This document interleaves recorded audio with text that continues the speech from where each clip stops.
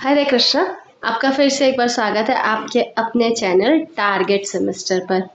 तो आज जो है हम लोग कंज्यूमर प्रोटेक्शन एक्ट 2019 के बारे में पढ़ने वाले हैं और ये हमारे लॉ ऑफ थॉट्स का आखिरी टॉपिक होने वाला है।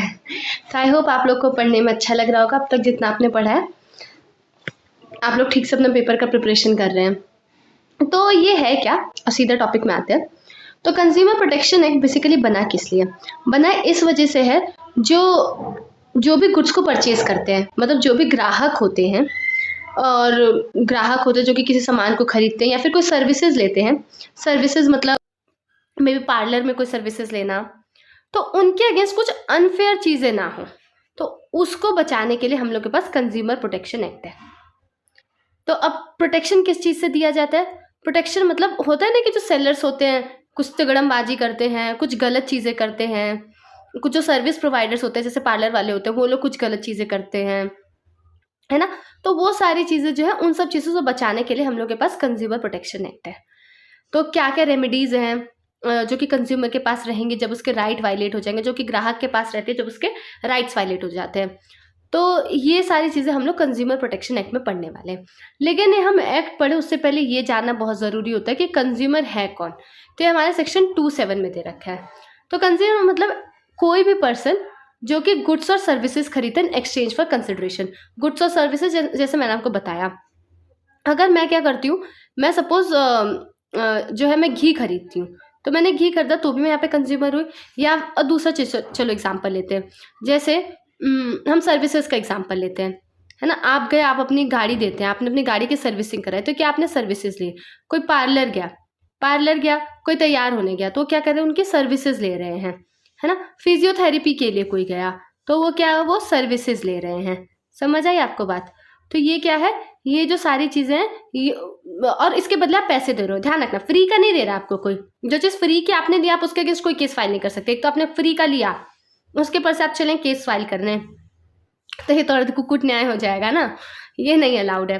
पैसे देने हैं उसके, है ना। तो वहाँ पे क्या कहते हैं कि आपने कोई सर्विस ली है या फिर कोई आपने गुड्स खरीदा है, तो फिर उस सिचुएशन में पैसे देके तो आप क्या कहलाएंगे, तो आप कहलाएंगे कंज्यूमर। और वो जो चीज़ें हैं उसको अपने पर्सनल यूज़ के लिए यूज़ कर रहे हो, मतलब जो भी आपने खरीदा है, जैसे आपने घी यूज़ किया तो आप अपने पर्सनली यूज़ करने के लिए ले रहे हो, है ना। आप उसे रीसेल करने के पर्पज से नहीं ले रहे हो। मतलब ये नहीं कि आपकी कोई दुकान है तो वहाँ पे खरीदो वहाँ पे आप बांटोगे, नहीं। आप कमर्शियल यूज़ के लिए नहीं ले रहे हो, आप खुद पर्सनली यूज़ करने के लिए ले रहे हो। अब इसके अंदर कुछ इंपॉर्टेंट चीज़ें हैं। वो क्या है, इसके अंदर जैसे ऑनलाइन ट्रांजैक्शन भी आएगा, है ना। जैसे आजकल मिंत्रा वगैरह, मिंत्रा, अमेजोन, ये सब जो ऐप्स होते हैं वो यूज़ कर रहे हो। अगला डायरेक्ट सेलिंग, है ना। टेली शॉपिंग याद है, बचपन में मुझे याद, हम छोटे थे ना, तो एक ऐड आता था सुबह सुबह, ज़्यादा चीज़ें नहीं आती थी तो ऐड आता था नाप तोल का, है ना। तो ऐसे करके टेली शॉपिंग हो गया। फिर मल्टी लेवल मार्केटिंग, ये जो भी ऑनलाइन चीज़ें चल रही हैं तो सब इसके अंदर इंक्लूड होगा। अब इसके अंदर कुछ एक्सेप्शंस हैं। सेल्फ एम्प्लॉयमेंट, अगर क्या कहते हैं कि अगर सेल्फ एम्प्लॉयमेंट जैसे आप समझ रहे हो कि आप ही का दुकान है, आप मतलब समझ रहे हो ना, आप ही ने खुद के लिए सामान लिया, कुछ आप चीज़ प्रोड्यूस कर रहे हो और खुद ही आप उसे यूज़ कर रहे हो और आपको कुछ प्रॉब्लम हो रहा है, तो किसके अगेंस्ट केस फाइल करोगे? नहीं कर सकते ना।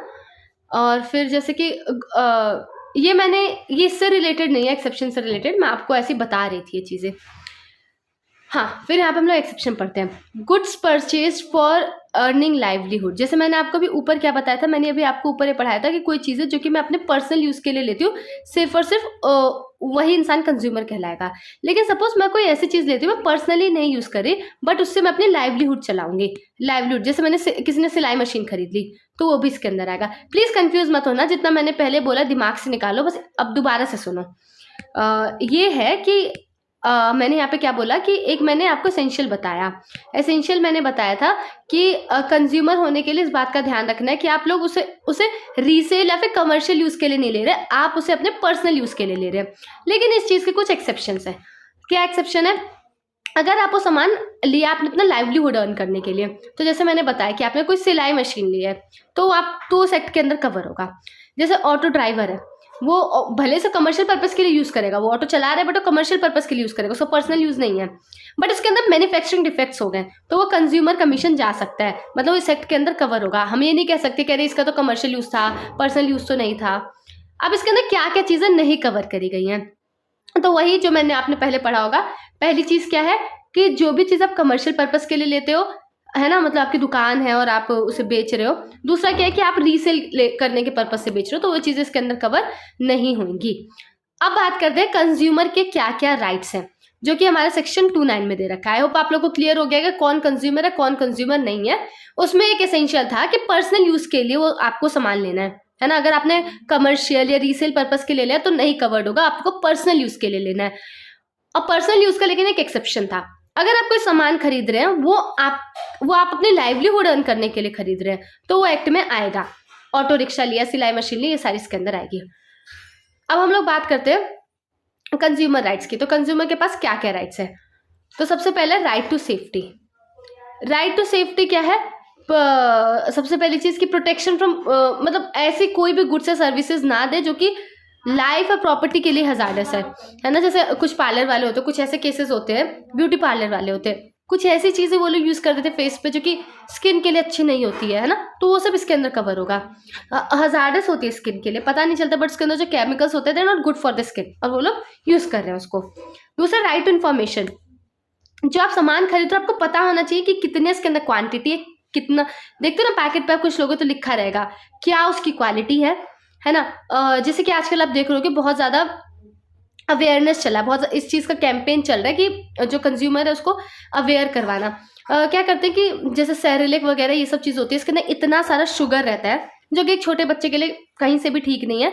लेकिन वो लोग क्या करते हैं, वो लोग उसे ऐसे एडवर्टाइज करेंगे कि उनकी ग्रोथ के लिए, अगर आप बच्चा बढ़ेगा नहीं अगर आप उसे सेरेलेक नहीं देंगे तो। मैं जस्ट एक ब्रांड का नाम लिया, मैं बहुत सारी ऐसी केसेस हैं, है ना। जैसे ORS का करते हैं, ORS में कितना एडेड शुगर है जो कि हेल्थ के लिए अच्छा नहीं है ना। और फिर मतलब चीज़ों को ऐसे एडवर्टाइज करते हैं कि एज इफ वो चीज़ें हेल्दी हैं, और इसके अंदर बहुत सारे जैसे कॉम्प्लेन, बूस्ट, ये सब क्या है, इसे एज एनर्जी ड्रिंक दिखाते कि इसके अंदर कितने सारे वाइटामिन और ये सारी चीज़ें, बट क्या उसके अंदर कितना सारा शुगर होता है।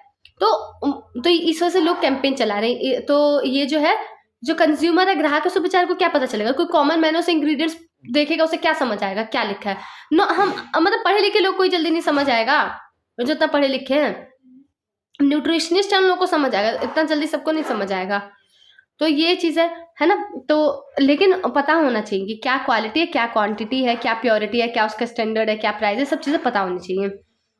और अनफेयर ट्रेड प्रैक्टिसेस नहीं होनी चाहिए। अगली चीज़ क्या है, क्या राइट है उसके पास? राइट टू चूज, चुनने का अधिकार होना चाहिए।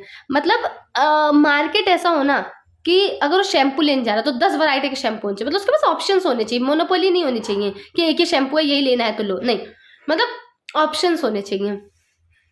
अगला है right to be heard, redressal. मतलब अगर क्या कहते हैं कि कोई उसके साथ जो प्रैक्टिसेस हो रही है जो कि अनफेयर है, ठीक नहीं है, तो जाके मतलब कहीं सुन, उसके पास बोल, मतलब उसकी बातें वो सुना सके, इस चीज़ का अधिकार होना चाहिए, उसकी बातें सुने कोई।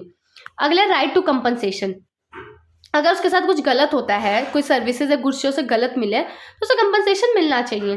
अगला राइट टू कंज्यूमर एजुकेशन, वो उसके क्या क्या अधिकार है इसके बारे में उसे अवेयर कराया जाए कि आप कंज्यूमर हो तो आपके पास ये राइट है, उसे पता होना चाहिए। उसे पता नहीं होगा तो कैसे वो एक्शन लेगा, नॉर्मली लोग लेते नहीं हैं।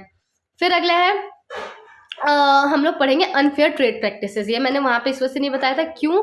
मैंने आपको बताया था ना कि कंज्यूमर का राइट है कि प्रोटेक्टेड रहे, है ना, उसके साथ अनफेयर ट्रेड प्रैक्टिसेस ना हो, मैंने ये बोला था।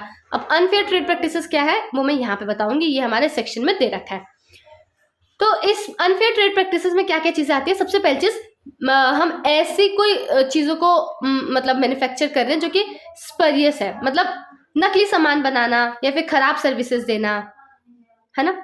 और फिर क्या कहते हैं कि जो हमने सामान खरीदा है उसके लिए बिल वगैरह ना देना, तो ये क्या हो गया, हमारा अनफेयर ट्रेड प्रैक्टिसेस है। फिर सपोज आपने कुछ सामान लिया है, आप उसे वापस कर रहे हैं, मतलब वापस देना चाहते हैं, है ना, तो वो लोग वापस लेने से मना कर रहे हैं, पैसे वापस करने से मना कर रहे हैं। फिर क्या कहते हैं कि कंज्यूमर की पर्सनल जानकारी बता देना, है ना। होता है ना कि कुछ लोग कह रहे हैं इन्होंने भी यहाँ से ये लिया है, सबकी कंसेंट नहीं होती है, बट वो क्या करेंगे, कंज्यूमर की पर्सनल इंफॉर्मेशन दे देंगे लोगों को। तो ये सब क्या, ये अनफेयर ट्रेड प्रैक्टिसेस हैं, ठीक है। अब हम लोग बात करते हैं अगली चीज़ जो कि है हमारा इस एक्ट का क्या ऑब्जेक्टिव क्या है। ऑब्जेक्टिव क्या है कि वही जो हजार्डस प्रोडक्ट्स होते हैं, मतलब जो प्रोडक्ट खतरनाक होते हैं, उनकी मार्केटिंग से बचाने के लिए, और जो भी क्वालिटी है ना, क्वालिटी क्या है, कितना क्वांटिटी है, लिखा 100 ग्राम है 80 ग्राम, कितना वो प्योर है, होता है ना, फसाई का मार्क होता है, ये सब चीज़ें मार्क होती है, ये सब चीज़ें बताना। आजकल तो पैकेट भी ऐसे ही बना देते हैं। फिर एक पर्पस क्या है कि कंज्यूमर प्रोटेक्शन काउंसिल्स बनाने, और फिर क्या कहते हैं कि अगर किसी के साथ अनफेयर ट्रेड प्रैक्टिसेस हो रही है तो उसकी सुनवाई हो सके। अथॉरिटीज अपॉइंट करने के लिए बनाया गया है जिससे कि डिस्प्यूट्स का टाइमली सेटलमेंट हो सके। और फिर पेनल्टीज वगैरह, अगर किसी ने ऑफेंस किया तो कितना कितना पेनल्टी लगेगा, वो सब इस एक्ट में लिखा गया है। और ये इंश्योर करना कि जो ड्यू कंसिडरेशन रिसीव करे, है ना। और फिर क्या कहते हैं कि कंज्यूमर एजुकेशन प्रोवाइड करना और स्पीडी डिस्पोजल प्रोवाइड करना एडीआर मैकेनिज्म के थ्रू। ये सारी चीज़ें कि मतलब तो जागरूक करना कि भाई तुम अगर ग्राहक हो तो आपके पास ये अधिकार है। तो अब इसके अंदर क्या क्या ऑर्गेनाइजेशन है, तो सबसे पहले हम लोगों का कंज्यूमर प्रोटेक्शन काउंसिल है ना, कंज्यूमर प्रोटेक्शन काउंसिल। अब इसके अंदर सबसे पहले हमारे पास सेंट्रल कंज्यूमर प्रोटेक्शन काउंसिल।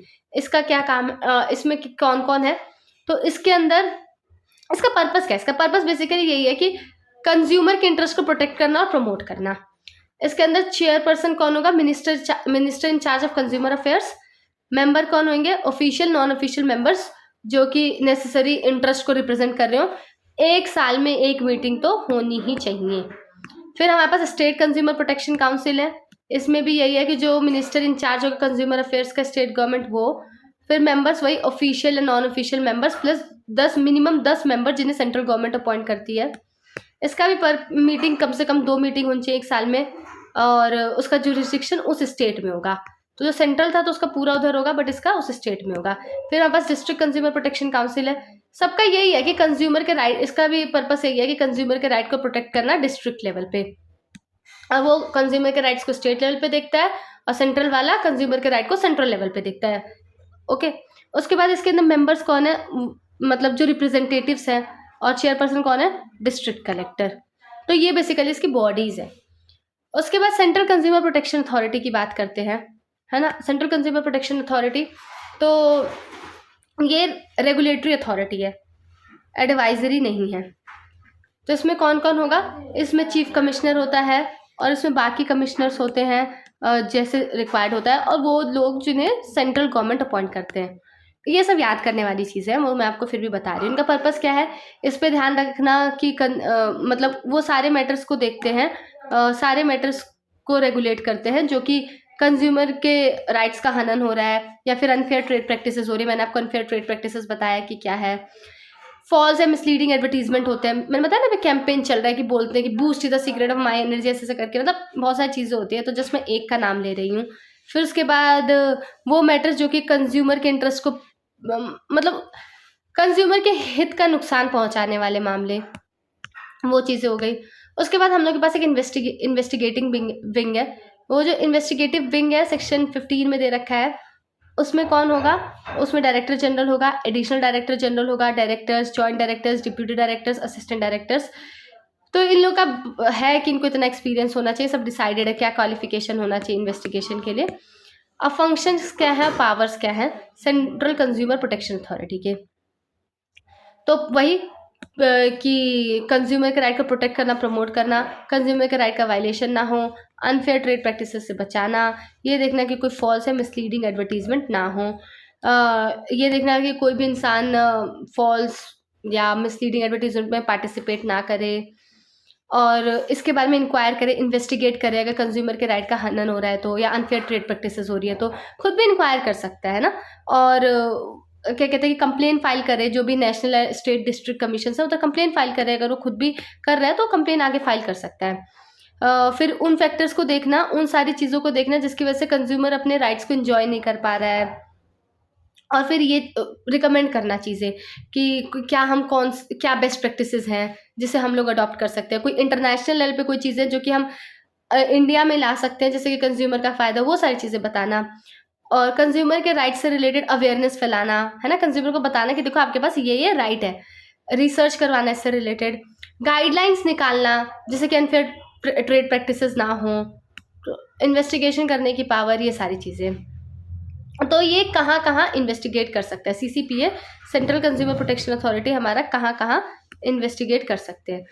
तो अगर उन्हें कोई कंप्लेन मिलती है या सेंट्रल गवर्नमेंट कुछ बोलता है, या खुद से भी कर सकते हैं, है ना। तो इन्वेस्टिगेशन कब है, खुद से भी कर सकते हैं, या सेंट्रल गवर्नमेंट ने कहा है, या तो उन लोगों को कोई कंप्लेन मिली है। उसके बाद फिर अगला हमारे पास क्या रेमेडियल एक्शंस है। तो अगर ये हमें पता चलेगा कि हाँ जो है इन्फ्रिंजमेंट हुआ है कंज्यूमर के राइट का, अब क्या कर सकते हैं। तो सबसे पहली चीज़ तो है कि एक तो वापस ले जो भी आपने, अगर कोई भी अपने खतरनाक हजार्डस सामान दिया है या जो भी सर्विसेज, आप उसे वापस लो। और कंज्यूमर का जो जितना भी पैसा लगा उसे वापस करो, और जो भी नुकसान पहुंचाने वाला आप जो काम कर रहे हैं आप उसे ज़रा बंद कर दीजिए, है ना, रोकथाम लगा दीजिए इस पर। फिर सेक्शन 21 जो है हमारा पेनल्टीज बताता है क्या क्या पेनल्टीज है फॉल्स और मिसलीडिंग एडवर्टीजमेंट के लिए। तो 10 लाख रुपए तक का है। और क्या क्या चीज़ें हमें ध्यान में रखना होता है, अगर जब हम लोग पेनल्टी लेते हैं ना तो हम बहुत सारी चीज़ों को ध्यान में रखना होता है। तो क्या क्या चीज़ों को ध्यान में रखना पड़ता है, हमें सबसे पहले देखना पड़ेगा कि कितनी पॉपुलेशन को इससे असर हुआ है ना, ये और ये जो अपराध है कितनी बार हो रहा है ना, कब कब हो रहा है, क्या फ्रिक्वेंसी है इसकी, और ये जो हमारा प्रोडक्ट जो बिका है इससे कितना पैसा मिला है। तो ये तीनों चीज़ों को हम लोग ध्यान में रखते हैं। क्या क्या ध्यान रखते हैं कि कितना हमारा पॉपुलेशन जो आबादी है उससे इसको मतलब नुकसान हुआ है या जो भी चीज़ें। दूसरा हम देखते हैं कि कितनी बार अपराध हो रहा है। तीसरा क्या है कि हमें कितना इससे अर्निंग हुआ है, कितना कमाई हुई है सामान को बेच के। फिर सर्च और सीजर के भी पावर्स होते हैं। तो सर्च और सीजर इसमें मतलब BNSS के जो प्रोविजंस हैं वो लगेंगे। फिर हम लोग के पास कंज्यूमर डिस्प्यूट रिड्रेसल कमीशन भी है। तो ये जो स्ट्रक्चर है 3 लेवल पे, 3 टियर जिसे हम बोलते हैं। तो हमारे पास district consumer dispute redressal commission है। डिस्ट्रिक्ट लेवल पे जो है इसमें कौन होता है, एक प्रेसिडेंट होगा और 2 मेंबर्स जिसे कि सेंट्रल गवर्नमेंट प्रिस्क्राइब करता है। इसका जुरिस्डिक्शन सेक्शन 34 में दिया हुआ है ना। और क्या कहते हैं कि ये जो है 1 करोड़ तक के मामले जो है देख सकता है ना। कोई भी सामान जो जिसकी वैल्यू 1 करोड़ तक की है या जो सर्विसेज है जिसकी वैल्यू 1 करोड़ तक की है वो ये देख सकता है। अब केस कौन फाइल कर सकता है, मान लो कि प्रॉब्लम हो गई, केस कौन फाइल कर सकता है, कंज्यूमर कर सकता है सबसे पहली चीज़ तो, है ना, जिसने खरीदा वो केस फाइल कर सकता है। और रिकॉग्नाइज कंज्यूमर एसोसिएशन, कुछ संगठन बने रहते हैं जो कि कंज्यूमर के राइट को प्रोटेक्ट करते हैं। जैसे आजकल आप लोग यूट्यूब पे देखोगे बहुत सारे यूट्यूबर्स हैं जो कि इसके खिलाफ लड़ाई लड़ रहे हैं ना।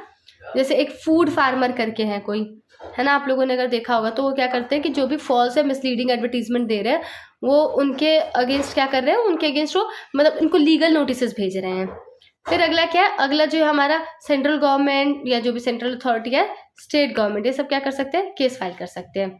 तो क्या क्या प्रोसीडिंग है, तो ये प्रेसिडेंट करता है और कम से कम 1 मेंबर होना चाहिए। और प्रेसिडेंट मतलब प्रेसिडेंट मत समझ लीजिएगा, जो ऊपर प्रेसिडेंट मत है वो समझना, है ना, देश के राष्ट्रपति में नहीं समझ लीजिएगा, है ना। फिर अगला है हमारा state consumer dispute redressal mechanism. तो बताया ना 3 लेवल पे होता है।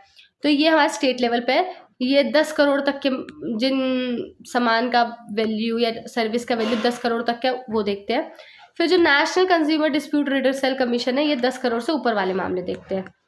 बाकी वही सेम है वैसा ही। फिर इसके अंदर हमारा मीडिएशन और अल्टरनेटिव डिस्प्यूट रेजोल्यूशन का भी ऑप्शन है ना। तो चैप्टर 5 सेक्शन 74, ये तो मैंने आपको ज़्यादा इन्फॉर्मेशन दे रखी है, एक तरीके से ना पूरा आपको जिस्ट दे दिया है। तो चैप्टर 5 सेक्शन 74 जो है ये कंज्यूमर मीडिएशन सेल के बारे में बताता है। और सेंट्रल गवर्नमेंट ने नेशनल लेवल पे, स्टेट गवर्नमेंट अपने अपने जुरिस्डिक्शन का देखेंगे। और सेक्शन 75 बताता है कि मीडिएटर्स जो है उसका पैनल के बारे में बताता है, क्वालिफिकेशन लिखी है, क्या टर्म्स एंड कंडीशंस होंगी सर्विसेज की, अपॉइंटमेंट का प्रोसीजर क्या है, फी स्ट्रक्चर क्या है, ये सब बताया गया है। फिर मीडिएटर की ड्यूटी क्या है, मीडिएटर की ड्यूटी है डिस्क्लोज करना, मतलब जो भी जो मीडिएटर जिसको अपॉइंट किया जाता है। मीडिएटर कौन होता है पता नहीं आप लोगों ने पढ़ा होगा कि नहीं, है ना, ये इसका टॉपिक नहीं, लेकिन मैं आपको बताती हूँ। मीडिएटर क्या होता है ना, हम कोर्ट में नहीं जाते, कोर्ट के बाहर ही हम उस चीज़ का सुलह करवाते हैं। कोर्ट के बाहर चीज़ का सुलह करवाने का मतलब कोई एक बीच का इंसान होगा, वो दोनों पार्टीज की बात को सुनेगा और उन्हें सोल्यूशन बताएगा। तो यहाँ पे जो मीडिएटर होता है ना, उसकी ड्यूटी है ये बताना कि अगर उसका कोई पर्सनल इंटरेस्ट है ना, मे बी वो किसी एक का रिश्तेदार उसमें से, तो सीधी सी बात है उसके फेवर में वो बात करेगा। तो मीडिएटर को सारी चीज़ें बतानी होगी कि उसका किसी से कोई पर्सनल रिश्ता तो नहीं है, या फिर कोई पार्टी उसे ज़्यादा पैसे तो नहीं दे रही है, कोई प्रोफेशनल इंटरेस्ट तो नहीं है, है ना। तो ये सारी चीज़ें बतानी पड़ेगी। प्रोफेशनल इंटरेस्ट जैसे सपोज किसी सामान को लेके है, अब उसके वालों से शेयर्स खरीदे हुए हैं, तो उस चीज़ के अगेंस्ट तो नहीं बोलेगा ना। तो ये मीडिएटर को एकदम न्यूट्रल होना पड़ेगा, मीडिएटर को सारी चीज़ें बतानी पड़ेंगी, ठीक है। उसके बाद फिर क्या कहते हैं कि वो सारी चीज़ें बताएगा जिससे कि उसकी इंडिपेंडेंस पे असर पड़ सकता है, मतलब वो जिससे कि वो इम्पार्शियल हो सकता है। होता है ना कि फ्री नहीं रह पाता इंसान, या जो भी नेसेसरी इन्फॉर्मेशन है वो सारी चीज़ें बताएगा। और मीडिएशन जो है, जो समय बता रखा है उसके अंदर करना है। कोर्ट प्रोसीडिंग नहीं है कि पूरा खुला आपको समय दे दिया जाए, जो मर्जी वो करे, ऐसा नहीं है, टाइम बता दिया जाएगा। अगला है प्रोडक्ट लायबिलिटी। कौन एक्शन ला सकता है? तो ऑब्वियसली कंप्लेनेंट ला सकता है ना। जो कंप्लेनेंट है, मतलब प्रोडक्ट लायबिलिटी किसके अगेंस्ट लाएगा, मतलब हम लोग केस किसके अगेंस्ट फाइल करेंगे? तो एक तो जो प्रोडक्ट का मैन्युफैक्चरर होगा, या फिर जो प्रोडक्ट का सर्विस प्रोवाइडर होगा, या जो सामान को बेच रहा होगा। तो ये 3 लोग हैं, मैन्युफैक्चरर, प्रोवाइडर और सेलर। तो आपके बगल वाली जो दुकान है ना, उसके अगेंस्ट भी कर सकते हो। अब वो चाहे ऊपर से किसी और को भी करे, है ना। बट कुछ कंडीशंस रहते हैं, तो नॉर्मली लोग ना कंपनी वालों को ही करते हैं, इन दुकानों को कम करते हैं। अगला है लायबिलिटी ऑफ प्रोडक्ट मैन्युफैक्चरर, है ना। तो जो प्रोडक्ट मैन्युफैक्चरर है उसकी क्या लायबिलिटी है, मतलब मैन्युफैक्चरर कब लायबल होगा? तो मैन्युफैक्चरर लायबल होगा अगर क्या कहते हैं कि उस सामान के अंदर कोई मैन्युफैक्चरिंग डिफेक्ट्स है, या उसका कोई डिज़ाइन डिफेक्टिव है, और या फिर जो भी उसने लिख रखा है, जैसे मैन्युफैक्चरिंग के कुछ स्पेसिफिकेशन रहते हैं ना, कि ऐसे ऐसे हमने मैन्युफैक्चर किया, ये किया है, बट वो ऐसा नहीं है, अलग तरीके से हुआ है। और कोई इसकी या फिर मान लो क्या कहते हैं कि वारंटी लिखा हुआ है, बट वो मानने को तैयार नहीं है। और फिर क्या कहते हैं कि मान लो कोई चीज़ है, उसको बताया ही नहीं उसको यूज़ कैसे करना है, तो क्या पता खतरनाक चीज़ है, उसके यूसेज के बारे में कुछ नहीं बताया है। अब जो प्रोडक्ट सर्विस प्रोवाइडर है उसकी क्या लायबिलिटी है?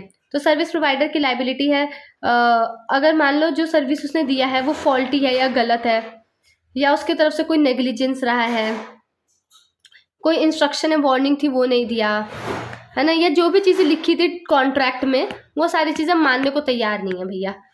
प्रोडक्ट सेलर की क्या लायबिलिटी है?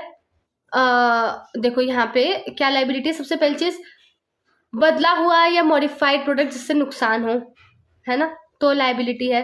मान लो क्या कहते हैं कि कोई सामान आया ऐसे था, गुड्डे पैकेट ऐसा आया था, उन्होंने गुड्डे पैकेट खोल दिया है, उसमें बिस्किट निकाल के आपको बेच रहे हैं। फिर क्या कहते हैं कि जो भी रीजनेबल केयर उनको देना था उन्होंने ध्यान नहीं दिया, है ना। प्रोडक्ट को इंस्पेक्ट करना होता, देखना होता, उसका ध्यान नहीं दिया। तो उसके बाद फिर क्या कहते हैं कि उस पर बहुत ज़्यादा कंट्रोल रखना जिससे नुकसान ना हो। तो ये सब चीज़ें क्या है कि ध्यान रखना होता है ना। और उसके बाद सेलर जो है वो ये नहीं कह सकता है कि मेरी कोई लायबिलिटी नहीं है, कि मैंने थोड़ी मैन्युफैक्चर किया है, तो कंपनी से बन के आया, ये सब नहीं कह सकते। अब कुछ एक्सेप्शंस है प्रोडक्ट लायबिलिटी की। कब मैन्युफैक्चरर या जो सेलर है वो लायबल नहीं होगा? तो अगर मान लो क्या कहते हैं कि कंज्यूमर जो है उन्होंने बोला है कि ये जो प्रोडक्ट है ये हाथ स्किन पे लगाने वाला है, आप उसे खा रहे हैं, तो मैन्युफैक्चरर तो नहीं लायबल होगा ना। या फिर क्या कहते हैं कि उसको यूज़ करने का डायरेक्शन दिया है, अब आप क्या कर रहे हो कि उसके अंदर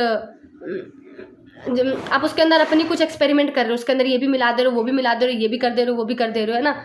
जैसे कोल्ड ड्रिंक है ना, उसमें मेंटोस डाल के एक्सपेरिमेंट कर रहे हैं, फेंटा मैगी बना रहे हैं, तो उसके बाद मैन्युफैक्चरर थोड़ी लायबल होगा।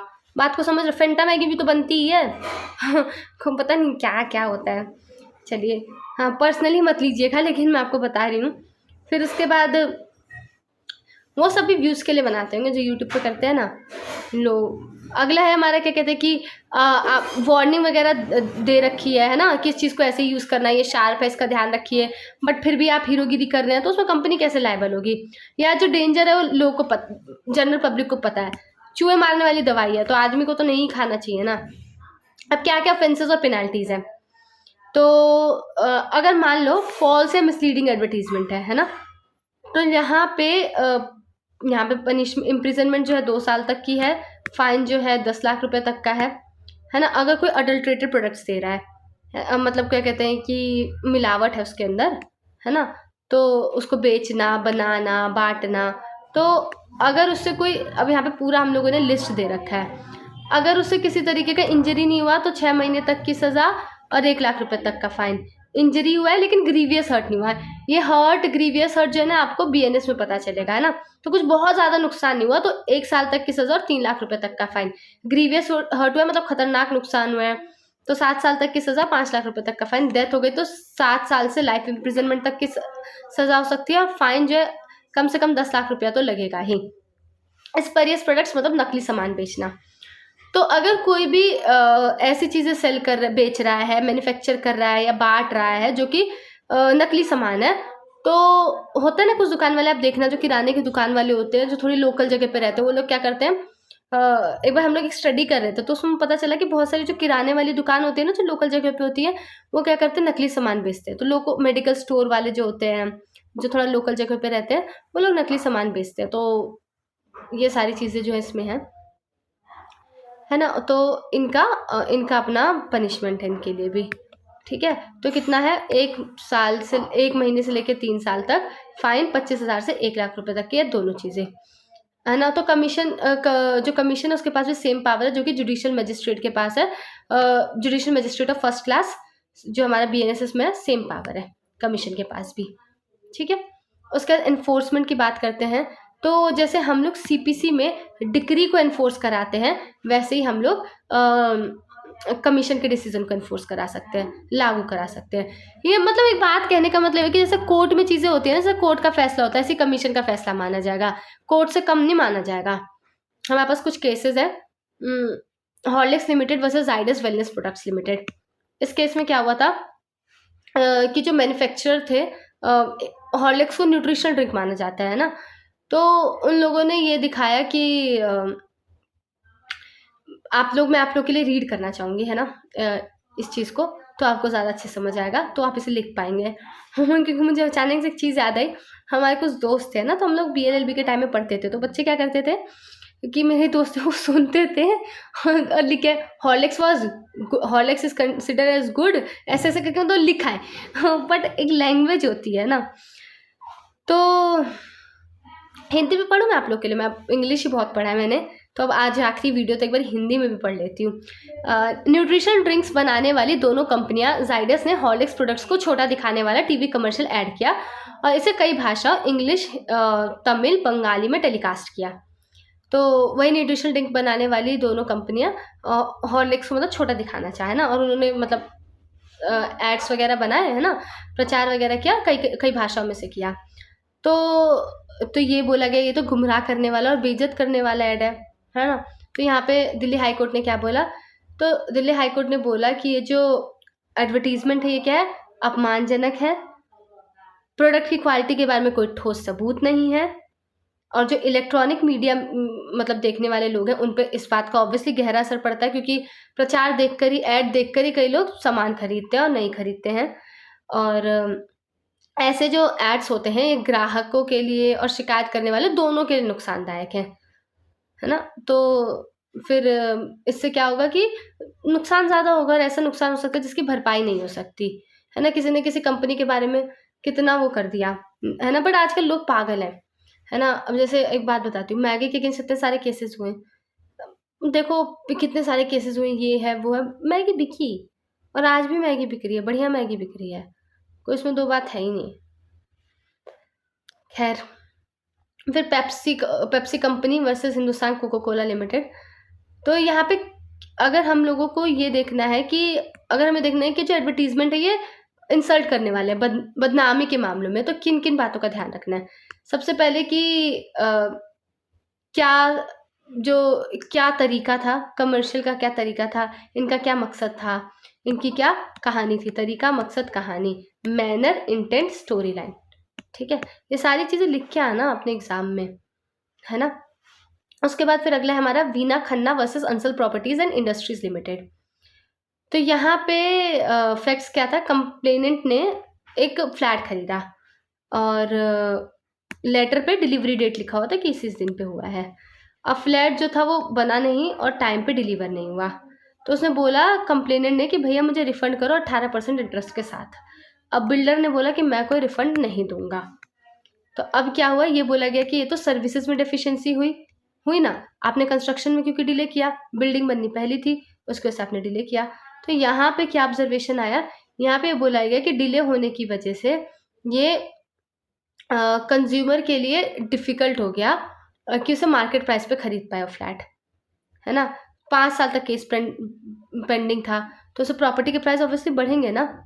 तो फिर क्या कहते हैं कि तो स्टेट कमीशन ने बोला कि जो बिल्डर्स हैं वो जितनी जल्दी हो सके इसको इसका पोजेसन दे दें, और बिल्डर को जो है मतलब ऑप्शंस दिए। तो builder should deliver option 1 possession दे दे, है ना, जब वो हो जाए, और कंपनसेशन दे दे, पोजेसन दे दे उस फ्लैट का और कंपनसेशन दे दे जो डिले हुआ है। दूसरा क्या कहते हैं कि या तो सेम फ्लैट दे दे सेम साइज़ का और उतना कंपनसेशन दे और कंपनसेशन दे दे, या फिर जितना कंपनसेशन सही है, अगर मान लो कोई वैसा ही फ्लैट खरीदना चाहता है आज के टाइम पे, जो फ्लैट उसने उस टाइम पे बोला था, तो उतना पैसा दे दे कि वो सेम लोकेलिटी में जो मार्केट रेट है वो फ्लैट खरीद सके।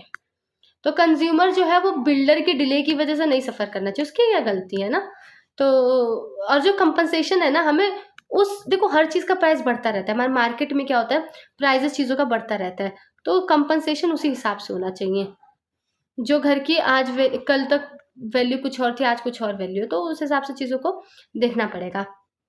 फिर अगला हमारा Sapient corporation employees versus HDFC bank limited and others. तो यहाँ पे क्या कहते हैं कि ये भी मैं आपके लिए हिंदी में रीड करेंगे, है ना। तो सेपिएंट क्योंकि मुझे ऐसा लग रहा है ना कि आप लोग का लैंग्वेज मतलब जितना मेरी बात हुई मुझे रियलाइज़ हुआ कि बहुतों का लैंग्वेज हिंदी मीडियम है ना, वहाँ पे तो इस वजह से मैंने कोशिश करी है बहुत हिंदी में बोलने की, है ना, और पूरा समझाने की कोशिश करी है। सेपिएंट, लेकिन फिर भी आपको कोई डाउट होता है ना, आपको लगता नहीं समझ, इस सब्जेक्ट का नहीं, कोई भी सब्जेक्ट होता है, मैंने पढ़ाया चाहे ना पढ़ा, आप मुझसे पर्सनली कनेक्ट कर सकते हैं। शायद आप लोग को मेरा पर्सनल डिटेल भी पता होगा।